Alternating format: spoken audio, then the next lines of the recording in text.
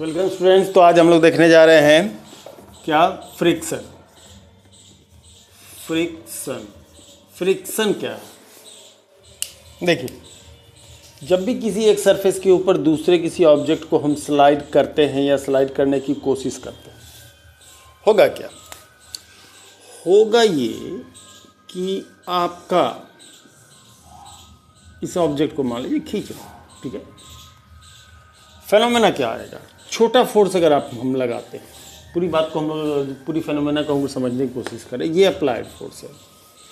हल्का सा फोर्स लगाते हैं तो हम देखेंगे क्या कि ये जो है सो मूव नहीं करेगा। तो अगर भारी ऑब्जेक्ट है तो बहुत हल्का होगा तो तुरंत मूव कर जाएगा, लेकिन अगर थोड़ा भारी है तो मूव नहीं करेगा। जैसे जैसे बढ़ाएंगे देखेंगे कि ये जो है सो फिर भी नहीं मूव कर रहा है, लेकिन एक लिमिट के बाद जैसे ही क्रॉस करेंगे तो ये मूव करना चालू करेगा, करेक्ट।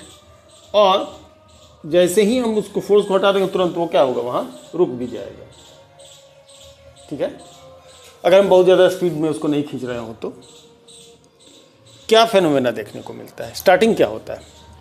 देखने वाली चीज़ क्या होती है? देखने वाली चीज़ होती है कि इसमें हमने फोर्स लगाया, कोई इसको रोक तो रहा नहीं था, न ऊपर ले जा रहे हैं नीचे ले जा रहे हैं, ग्रेविटेशनल फोर्स के इसमें तो कुछ काम कर नहीं रहा है, फिर इसको रोक कौन रहा है? तो जो सरफेस इन कांटेक्ट है वो सरफेस इन कांटेक्ट के बीच में रिलेटिव मोशन को अपोज करने वाला एक फोर्स काम कर रहा है। रिलेटिव मोशन को अपोज करने वाला एक फोर्स काम कर रहा है। उस फोर्स को अपन लोग क्या कहते हैं? फोर्स ऑफ फ्रिक्शन कहते हैं, correct. When an object is trying to slide और sliding over in another surface, an opposing force acts between the surface in contact. This force is called force of friction and the phenomena is known as friction, correct। तो definition हम जो बोल रहे हैं उसी से समझ लीजिए कि force of friction is the opposing force of two objects sliding over each other. Force of friction is the force existing between surface in contact when an object is sliding or trying to slide over another object. यदि एक सतह एक वस्तु दूसरे वस्तु के ऊपर खिसक रहा हो या खिसकने की कोशिश कर रहा हो तो संपर्क सतह के बीच में काम करने वाला बल घर्षण बल कहलाता है। और इसकी बड़ा ही इंपॉर्टेंस, हम लोग जो दैनिक जीवन में चलते हैं, आगे की तरफ मूव करते हैं या कुछ भी होता है, उसमें फोर्स ऑफ फ्रिक्शन का बड़ा ही इंपॉर्टेंट रोल है। अगर ये न हो, फोर्स ऑफ फ्रिक्शन मान लीजिए न हो, तो फोर्स ऑफ फ्रिक्शन अगर सरफेस और हमारे पैर के बीच में न हो तो ऐसे सिचुएशन में होगा कि हम आगे की तरफ चल ही नहीं सकते। तो force of friction is the essential devil. ये है तो गड़बड़, लेकिन बहुत ही आवश्यक है ना। है दुश्मन लेकिन बहुत काम का दुश्मन है ये। क्या फ्रिक्शन के कारण कोई चीज़ घिस जाता है, कोई चीज़ माने क्या होता है कि एक जगह से दूसरी जगह पर घिसट करके किसी चीज़ को ले जाने में हमको क्या होता है, तकलीफ होती है। लेकिन अगर ये ना हो तो भी बहुत सारी समस्या आने लगेगी, है ना। किसी चीज़ को उठाना, किसी चीज़ को होल्ड करना, किसी वस्तु इसको हम होल्ड कर रहे हैं, ऐसा पकड़े हुए हैं तो क्यों रुका हुआ है भाई? तो हमारे इसके सरफेस और इसके सरफेस के बीच में जो फोर्स ऑफ फ्रिक्शन है उसी कारण ये रुका हुआ है, अदरवाइज ये गिर जाता है। अगर इसी के ऊपर तेल लगा दिया जाए, इसको पकड़ेंगे, सटाक दे क्या होगा, नीचे की तरफ चला जाएगा। क्यों चला जाएगा? क्योंकि फोर्स ऑफ फ्रिक्शन बीच में से हट जाएगा। तो होल्ड करने में, मूव करने में ये फोर्स ऑफ फ्रिक्शन क्या होता है? बहुत ही ज़्यादा कामयाब होता है। तो पहला आता है हमारा स्टैटिक फ्रिक्शन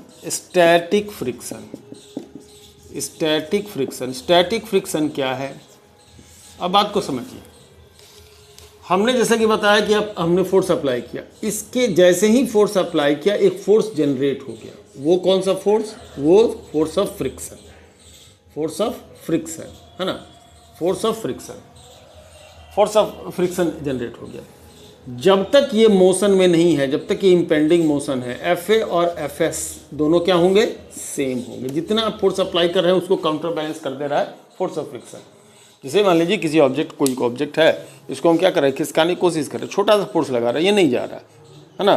तो बढ़ाते जा रहे हैं। तो जैसे जैसे बढ़ाते चले जाएंगे वैसे वैसे ये फोर्स ऑफ फ्रिक्शन भी क्या होगा? जरा से एक ग्राफ के मदद से समझिए, है ना। ये अप्लाइड फोर्स है, ये फोर्स ऑफ फ्रिक्शन है। आप बढ़ाते जाएंगे, जैसे जैसे अप्लाइड फोर्स को बढ़ाएंगे वैसे वैसे फोर्स ऑफ फ्रिक्शन भी क्या होगा, बढ़ता ही चला जाएगा कि गिवन पेयर ऑफ सरफेस के लिए, है ना, बढ़ता चला जाएगा। तो ये चीज़ जो होगा हमारा क्या होगा, फोर्स ऑफ फ्रिक्शन होगा, स्टैटिक फ्रिक्शन। स्टैटिक फ्रिक्शन क्या, opposes impending motion, impending motion को अपोज करता है, वो opposes impending motion is called static friction. इसको अपन लोग क्या कह देंगे, स्टैटिक फ्रिक्शन, है ना, इसको स्टैटिक फ्रिक्शन कहेंगे। तो स्टैटिक फ्रिक्शन ये हो गया, है ना। अब इसकी एक प्रॉपर्टी अब हम लोग देखें, चलिए होगा क्या हम लोग अप्लाइड फोर्स को बढ़ाते चले जाएंगे, ये चीज़ जो है सो बढ़ाते चले जाएंगे, तो भैया ये सरफेस इन कांटेक्ट की एक लिमिट होगी, जिस लिमिट के बाद जो अप्लाइड फोर्स जैसे ही बढ़ाएंगे वो क्या होगा, ओवरकम कर जाएगा और वो खिसकने लगेगा। देखते हैं कोई चीज़ हल्के जो फोर्स लगा के आप खिसकाने की कोशिश करते नहीं खिसकता, थोड़ा सा फोर्स को बढ़ा देते हैं तो वो खिसकना चालू हो जाता है। तो वो जो लिमिट है, जो आखिरी जो सबसे मैक्सिमम फोर्स ऑफ फ्रिक्शन जो जनरेट कर सकता है कोई सरफेस इन कांटेक्ट, उसको कहते हैं लिमिटिंग स्टैटिक फ्रिक्शनल फोर्स। तो limiting static frictional force, limiting static frictional force, the maximum force of friction during impending motion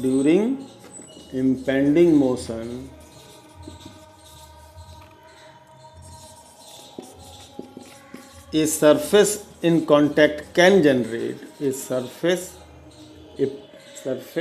in contact can generate is called limiting static friction,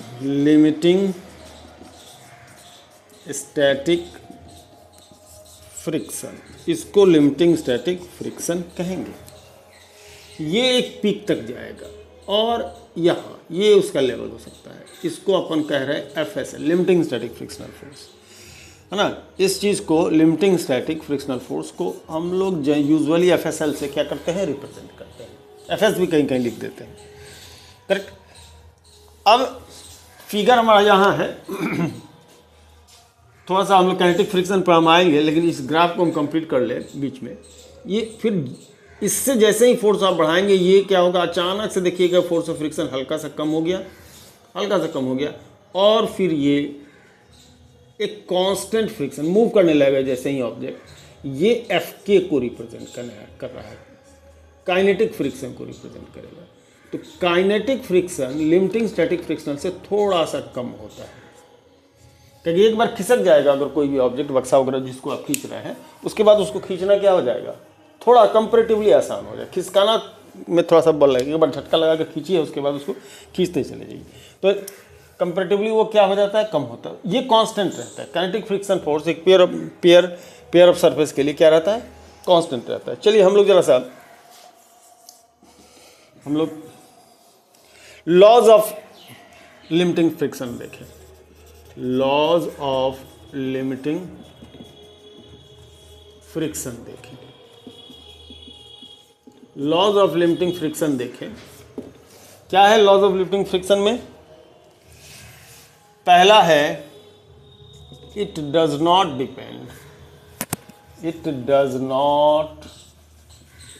depends on the area of surface in contact. Area पर depend नहीं करता। कहने का मतलब क्या है कि मान लीजिए आप इसको ऐसा रखे हुए हैं किसी एक सिचुएशन में, दूसरा सिचुएशन ये बन रहा है कि आप इसको ऐसा रख दिए, खड़ा कर दिए, यहाँ में सरफेस ज़्यादा, यहाँ में सरफेस कम होगा, लेकिन कोई भी difference limiting static frictional force में नहीं आएगा। लिमिटिंग स्टैटिक फ्रिक्शनल फोर्स जो होना है वो सेम रहेगा। तो नो डिफरेंस इन एफएसएल में कोई भी डिफरेंस नहीं मिलेगा सिचुएशन 1 और सिचुएशन 2 में। तो ऐसे सिचुएशन में आप चाहे इस स्टेट में करिए चाहे इस स्टेट में करिए, कोई भी फर्क नहीं पड़ेगा। चाहे उसको पड़ा रखिए चाहे उसको खड़ा रखिए, लेकिन उसमें कोई फर्क नहीं पड़ेगा। दूसरी बात, FSL is directly proportional to the normal reaction. इसको कहते हैं नॉर्मल रिएक्शन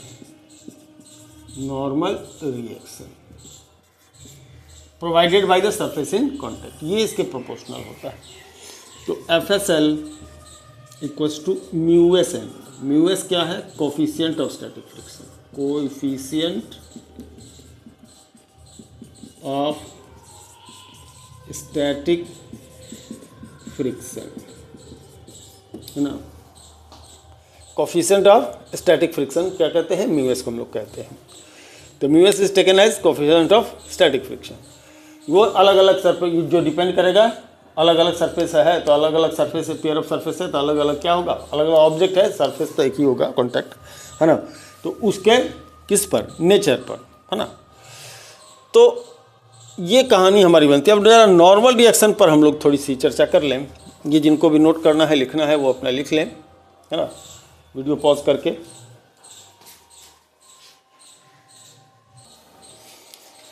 तो जरा ये नॉर्मल रिएक्शन को हम लोग समझने की कोशिश करेंगे। दो सिचुएशन हो सकता है। अगर हॉरिजॉन्टल सरफेस के ऊपर आपने किसी ब्लॉक को रखा है तो इसका वेट जो होगा नॉर्मली नीचे की तरफ काम कर रहा होगा, जो mg होगा।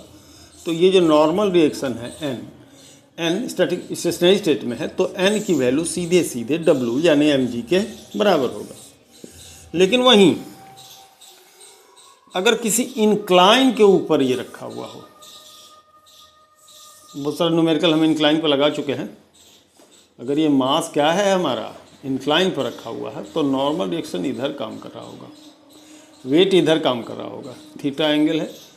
तो ऐसे में इस डायरेक्शन में वेट का जो कंपोनेंट काम करेगा वो mg, वेट mg है तो mg cos थीटा होगा। चूँकि ये एंगल थीटा है तो ये एंगल भी थीटा हो जाएगा, mg cos theta.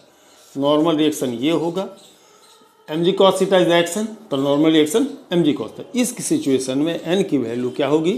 mg cos theta होगा। नॉर्मल रिएक्शन ये होगा, है ना, नॉर्मल रिएक्शन ये होगा। तो ऐसे सिचुएशन में हमारा नॉर्मल रिएक्शन की वैल्यू क्या होगी? माने डिफर कर जाती है इंक्लाइन पर। मतलब हॉरिजॉन्टल सरफेस के लिए जो कहानी बनेगी वही कहानी नॉर्मल रिएक्शन के इसमें नहीं बनेगा। हाँ, फोर्स ऑफ ये कोफिशिएंट ऑफ स्टैटिक फ्रिक्शन जो है वही रह जाएगा। कोफिशिएंट ऑफ स्टैटिक फ्रिक्शन जो है वो क्या है? वही रह जाएगा, ठीक है ना। चलिए अब आगे बढ़ें। फ्रिक्शन की और कुछ property, reason, cause of friction क्या होता है? पहला कॉज ऑफ फ्रिक्शन हम लोग देख ले जरा।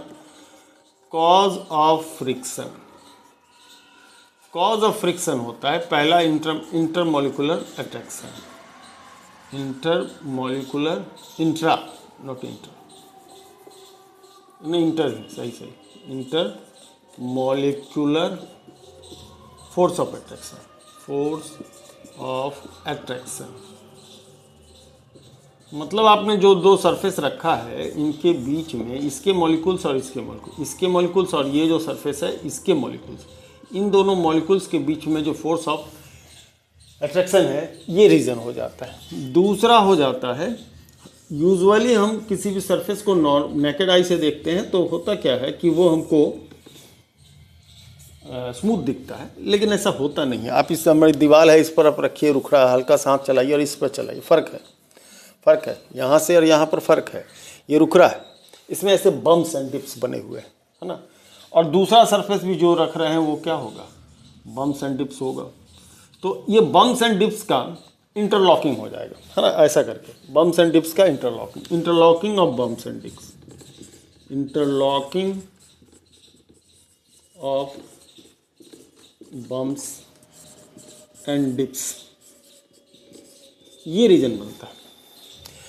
तो क्या कर सकते हैं? रिमूव कर सकते हैं क्या? बम्स एंड डिप्स को स्मूथ कर दे, ऐसा चिकना बना दें ग्लास जैसा, और तब जा कर के हम कोशिश करें। इसको तो हटा सकते हैं, इस तो चाहा जाए तो पूरा एकदम प्लेन किया, स्मूथ किया जा सकता है। और तब दूसरे एक दूसरे के ऊपर रख दिया जाए तो क्या फ्रिक्शन खत्म हो जाएगा? जी नहीं। रीज़न दो बनते हैं फोर्स ऑफ फ्रिक्शन के। फोर्स ऑफ फ्रिक्शन होने के दो रीज़न, पहला ये बम्प्स एंड डिप्स, ये फ्रिक्शन के कारण हो सकता है। हटा दिया आपने तो यहाँ पर इन दोनों के बीच का कांटेक्ट डिस्टेंस जो है काफ़ी, यहाँ तो थोड़ा सा डिस्टेंस है ना, इसमें ये काफ़ी क्लोजर हो जाएंगे, बिल्कुल एक दूसरे पर चिपक जाएंगे। और जब ये चिपक जाएगा तब उस समय force of attraction, intermolecular force of attraction क्या होगा? काफ़ी बढ़ जाएगा। और जब इंटरमोलिकुलर फोर्स ऑफ अट्रैक्शन बढ़ जाएगा तो अब क्या होगा? फोर्स ऑफ फ्रिक्शन भी काफ़ी बढ़ जाएगा। एक ग्लास के ऊपर दूसरे ग्लास को स्लाइड नहीं किया जा सकता। एक ग्लास रखा जाए, दूसरे ग्लास को उसके ऊपर रख दिया जाए, एकदम पॉलिश किया हुआ ग्लास हो, और कोई खिसका करके दिखा दे, हाथी लगा दे, घोड़ा लगा दे, चाहे जिससे लगा दे, वो खिसकेगा नहीं। एक टूट भले जाए लेकिन खिसकेगा नहीं। ग्लास के ऊपर, लकड़ी के ऊपर लकड़ी को खिसका देंगे। एक लकड़ी का तख्ता है, उसके ऊपर दूसरा लकड़ी का तख्ता है, उसको आप खिसका सकते हैं, खिसक जाएगा। लेकिन ग्लास के ऊपर ग्लास, जब तक आप एक ग्लास मान लीजिए ऐसा है, आप एक ग्लास का स्लैब ऐसा है, उसके ऊपर एक दूसरे ग्लास का स्लैब रख दिया जाए और इसको चाहिए कैसे खींच लीजिए, नहीं होगा। थोड़ा सा अगर यदि इसको आप पिकअप एक एंड से हल्का सा उठा लेते हैं तब इसको क्या होगा? हल्का सा उठा लीजिए और तब इसको खींच लीजिए या धकेल दीजिए तो आराम से ये हो जाएगा। लेकिन आप चाहिए कि बिल्कुल बिना एक किसी एंड को उठाए हुए, बिना इनके बीच में गैप बनाए हुए आप चाहिएगा कि इसको हटा दें, नहीं होगा, नहीं खिसका सकते, बिल्कुल नहीं खिसका सकते। करेक्ट। चलिए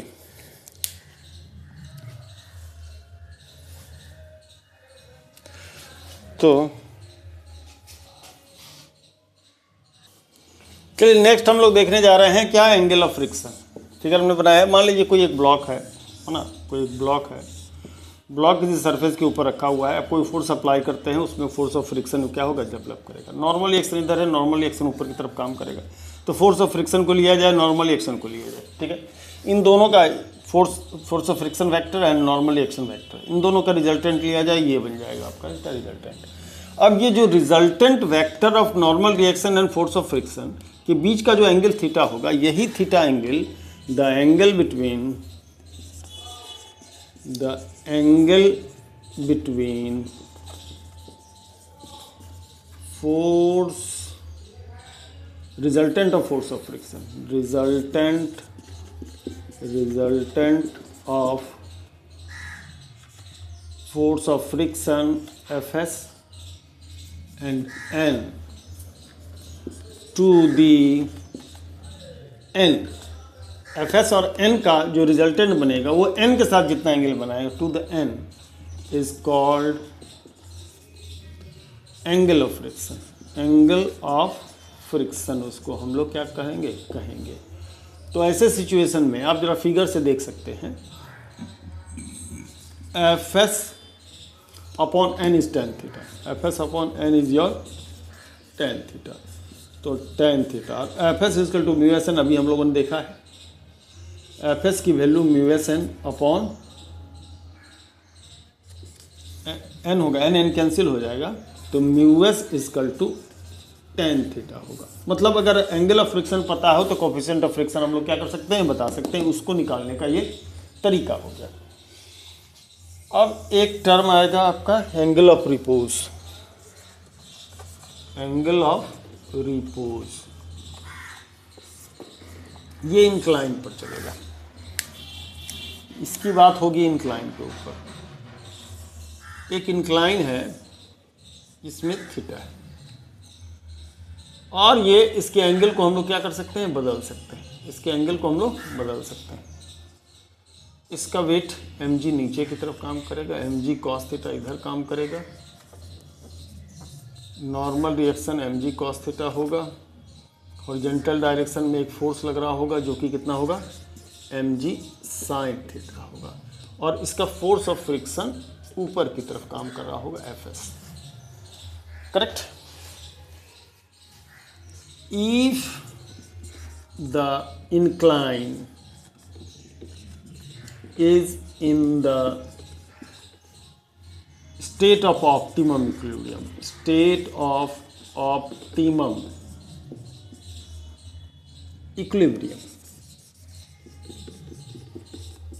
ये स्टेट ऑफ ऑप्टिमम इक्विलिब्रियम क्या है? मतलब कि जैसे कि ऐसा इंक्लाइन है और इसको आप इस इतना पर लाए हुए हैं कि अब ये देखिए खिसकने लगा, तो ये जो एंगल बन रहा है उस स्टेट की बात कर रहे हैं, है ना। If the incline is in the state of equilibrium the angle of inclination is angle of repose. The angle of inclination is the angle of repose. वही एंगल ऑफ इंक्लिनेशन ही क्या हो जाएगा, उसका एंगल ऑफ रिपोज हो जाएगा जब state of optimum equilibrium है। मैंने अब तब मैंने इस कहने का थोड़ा सा भी अगर एंगल आप क्या करते हैं उसको बढ़ा देते हैं तो खुद से वो क्या होगा, खिसक जाएगा, ऐसा। ये तो हम लोग बता सकते हैं, है ना। उस स्टेट में क्या होगा, ये एफ एस जो होगा एफ एस एल के बराबर होगा, है ना।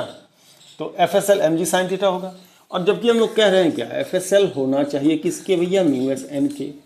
तो एफ एस एल कितना हो जाएगा आपका, एफ एस एल हो जाएगा एम जी साइन थीटा के बराबर, चूंकि स्टेट ऑफ ऑप्टिमम इक्विलिब्रियम में है, मतलब अब तब खिसकने की स्थिति में है। तो ये हो जाएगा एम जी साइन थीटा और ये म्यू एस, और एन का मतलब हो जाएगा म्यू एस।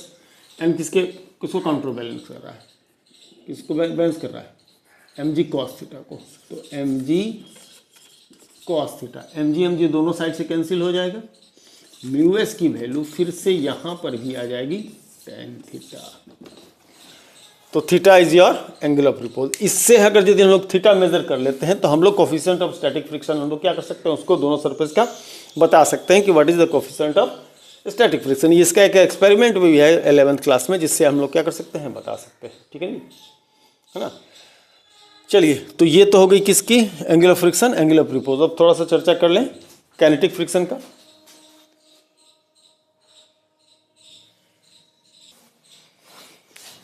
तो काइनेटिक फ्रिक्शन में जब कोई ऑब्जेक्ट क्या हो रहा है, किसी इसके ऊपर क्या हो रहा है, मूव कर रहा है, सब किसी सर्टेन वेलोसिटी से या कुछ भी जब मूव कर रहा हो, उस समय जो इनके बीच में फोर्स कर रहा होगा, किसी सर्टेन वेलोसिटी से कोई न कोई वेलोसिटी होगी, जो फ्रिक्शन लगेगा उसको काइनेटिक फ्रिक्शन करेगा। ये कांस्टेंट होता है, इसमें वेरिएशन नहीं होती, माने पर given pair of surface in contact. तो ऐसे सिचुएशन में इसके जो रूल है, पहला ये not depends on area in contact, इसका भी वही है, not depends on area of contact, area in contact, area of, पता नहीं, हम लोग अंग्रेजी वाले नहीं हैं भैया।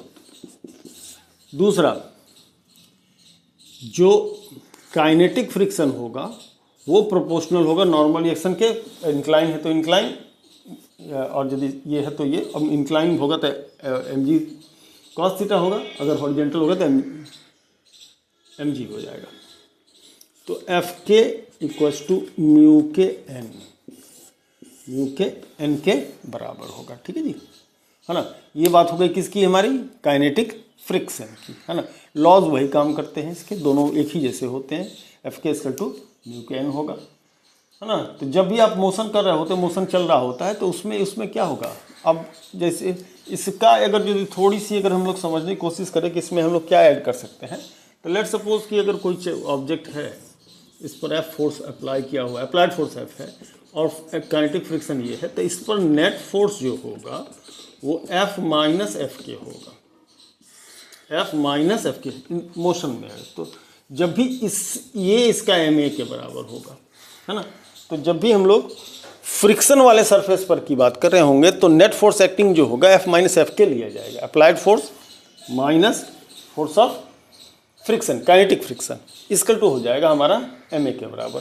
उसमें स्टैटिक फ्रिक्शन में हम लोग एम ए की बात नहीं करते, क्योंकि उसमें मोशन की बात हो ही नहीं रही, तो मोशन की बात नहीं होगी तो उसमें एफ नेट की बात भी नहीं होगी, है ना, एफ नेट की बात भी नहीं आएगी।